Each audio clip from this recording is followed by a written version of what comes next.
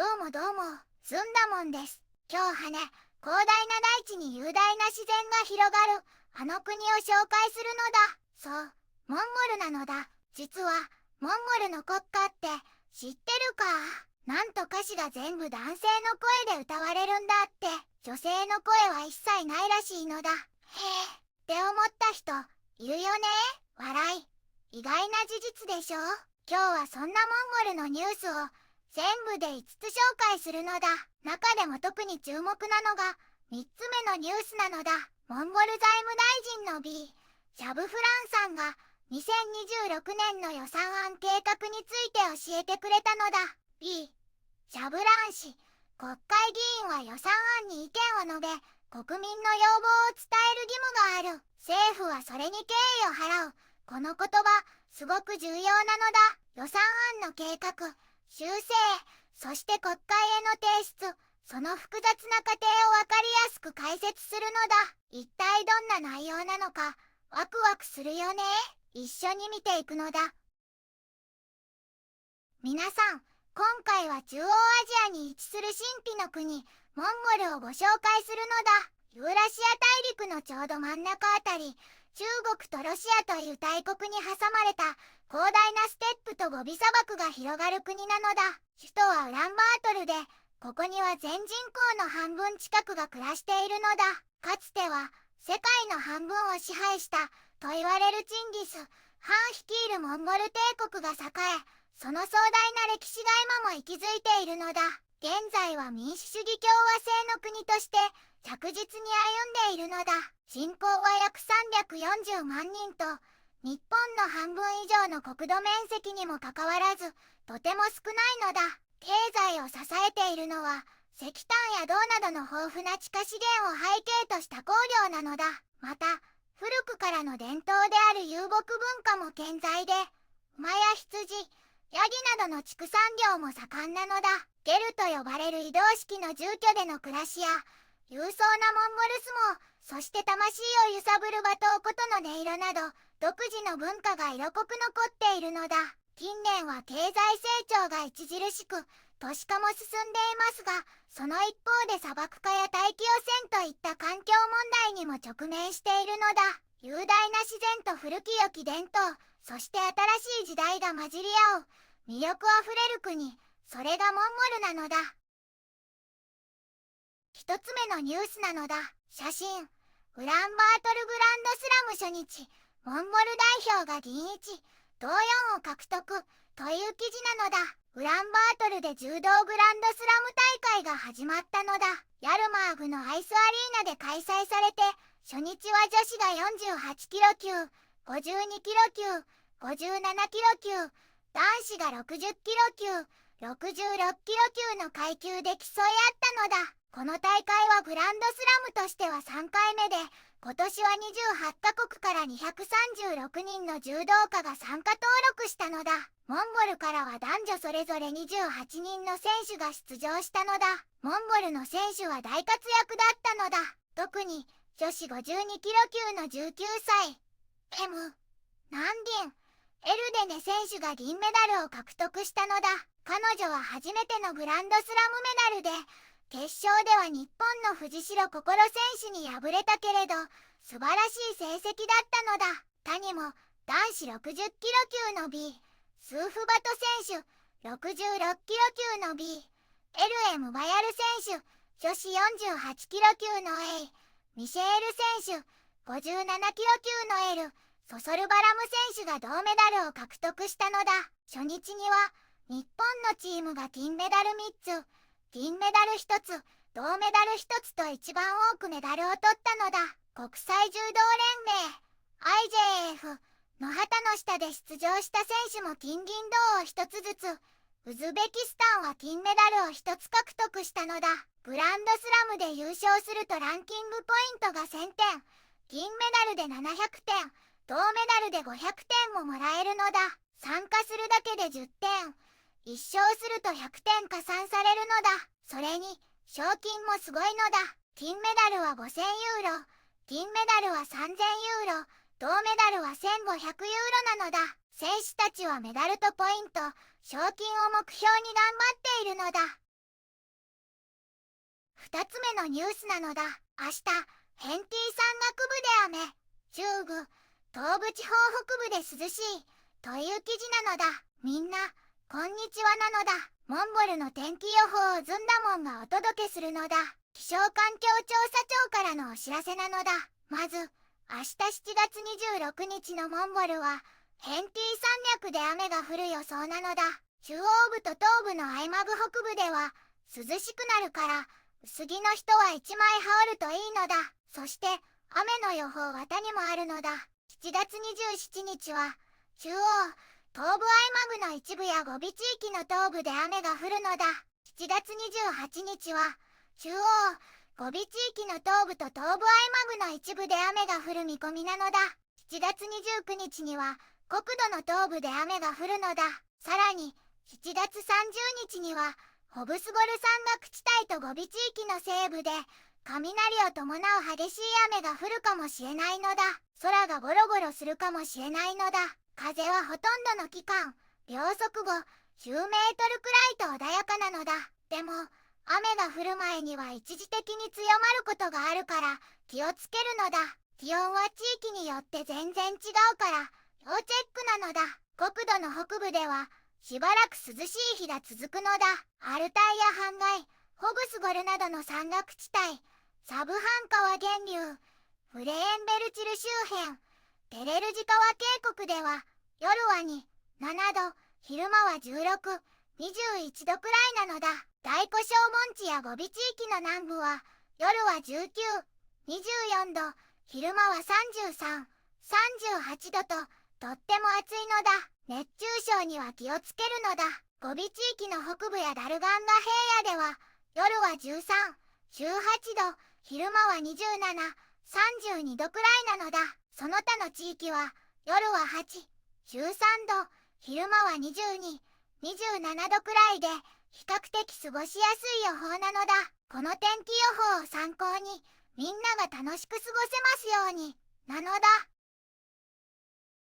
3つ目のニュースなのだ。B、シャブラン氏、国会議員は予算案に意見を述べ、国民の要望を伝える義務がある。政府はそれに敬意を払う、という記事なのだ。モンゴル財務大臣の B、シャブフランさんが、2026年の予算案計画について教えてくれたのだ。予算の計画は、前の年の予算が決まるとすぐ始まるのだ。毎年6月1日に、国会、次の年の予算の大枠を決めるのだ。それから、各省庁が7月25日までに予算の提案を財務省に出すのだ。財務省は、これをまとめて8月15日に政府に見せて、9月1日には国会に提出するのだ。今はちょうど、各省庁が予算提案の準備を頑張っているところなのだ。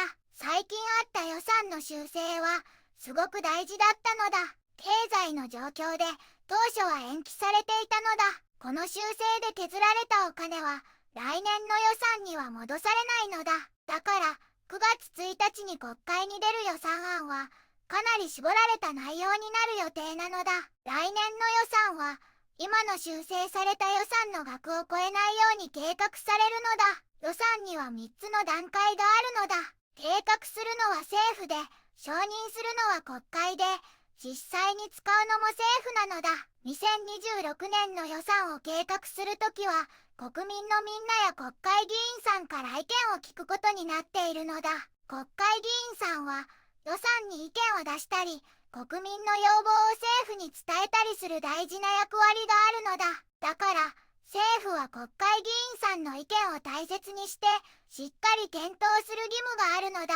でも、政府が予算を計画するときには、いつも5つか6つの大切な条件があるから、それを満たす必要があるのだ。国会議員さんや各省庁からの意見が直接予算案になるわけではないけれど、国会議員さんは予算のどんな段階でも意見を出せるのだ。4つ目のニュースなのだ。N、オスホバヤル氏、第三者の故意による被害か、捜査機関に調査を要請、という記事なのだ。モンゴル相撲界でドーピング検査の結果が話題になっているのだ。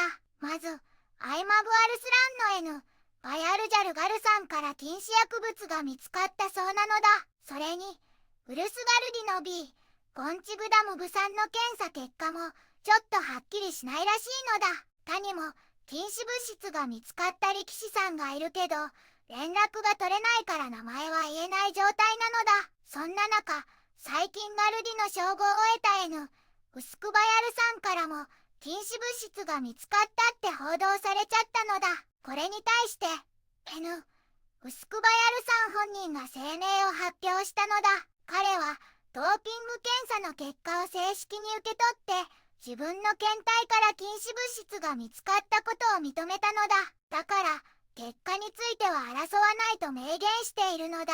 ドーピング関連の機関とも揉め事を起こすつもりはないらしいのだ。でもね、彼が強く言いたいのは検出されたのが脂肪燃焼目的の原料物質で、しかもごくわずかな量、ベリー量だったってことなのだ。そして自分ではわざと使ったわけじゃないって強調しているのだ。N ウスクバヤルさんはここ何年もの間定期的にドーピング検査を受けていて、これまでは全部陰性だったのだ。だからこれが彼の潔白さや正直さを証明しているって考えているのだ。今の状況はどうやら誰か第三者がわざとそういうことをした可能性があるって N ウスクバヤルさんは見ているのだ。だからこの問題を警察みたいな法執行機関にしっかり調査してほしいってお願いしているのだ。真実を明らかにして自分の名誉をきれいにしたいから、法的な機関には全面的に協力して透明に進めていくって決めているのだ。彼はクリーンなスポーツと公正な競争が自分の一番大事な価値観で人生の原則だって言っているのだ。だから今回こんなことになっちゃって、モンゴルの国や彼を応援してくれたみんなの心にもし少しでも傷をつけてしまったなら、心からごめんなさいって謝っているのだ。そしてこれまでずっと信じて支えてくれたすべての人に感謝の気持ちを伝えているのだ。5つ目のニュースなのだ。セルベ川の洪水防御用壁建設工事8月20日完了という記事なのだ。モンゴルのスエルブ川で洪水から守るための防御壁の建設が進んでいるのだ。この壁は長さ 1.4km、高さ4.5m の頑丈な鉄筋コンクリート製で去年の6月から作られているのだ。今は 95% まで完成しているのだ。すごいのだ。ウランバートル市の第一副市長 T ダバーダライさんが学校や幼稚園が始まる前の8月20日までに絶対に完成させるのだって指示を出したのだ。工事を担当しているビルグーンモンゴルコンストラクションという会社も本当は2026年1月までの契約だけど8月中には終わらせるつもりなのだって言っているのだ。頑張っているのだ。今約 70m の区間は配管の工事待ちで一時的に止まっているけど、川の流れを整える作業や壁をしっかり固定する作業は進んでいるのだ。川の両側には3メートルずつ石でできた固定壁を作るのだ。さらに川の底には50センチメートルの厚さで石を敷き詰めるのだって、水の勢いを弱めるためなのだ。来週からは防御壁の高さを最終的に調整して石の板を張る作業も始まるのだ。壁が完成したら周りをきれいにするビタ工事もするのだ。それに川の両側に幅 2.5m の金属の手すりがついた素敵な石の遊歩道も計画されているのだって。お散歩が楽しくなるのだ。工事の途中で配管を埋めたりテーブルを元に戻したりする作業がちょっと大変なのだ。でも去年のうちに工事する場所から3000立方メートル以上の泥をきれいに掃除しておいたから準備はバッチリなのだ。この大事な工事の進捗はウランバートル市役所からのお知らせなのだ。みんなが安心して暮らせるように工事を急いでいるのだね。すごいのだ。モンゴルは雄大な自然と歴史、そして変化する現代が混じり合う魅力的な国なのだ。柔道での活躍、天気の移り変わり、政治の動き、相撲界の出来事、そしてインフラ整備と様々な話題に満ちているのだ。知れば知るほど奥深いモンゴルにこれからも注目なのだ。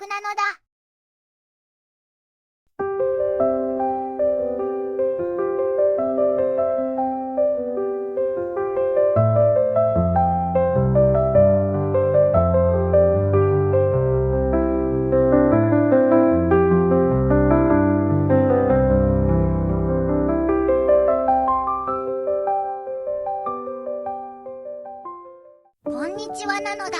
この番組では世界のあまり知られていない国や地域からちょっと不思議でちょっと感動するニュースをお届けするのだ。日本ではあまり話題にならないけど、世界には僕たちが知らないままの出来事や優しさや驚きに満ちた物語がたくさんあるのだよ。テレビでもネットでもあまり見かけないけれど、本当はもっと伝えられるべき小さな世界の声、そんな声を僕と一緒に見つけに行くのだ。さあ、一緒に知られざる世界の旅を始めるのだ。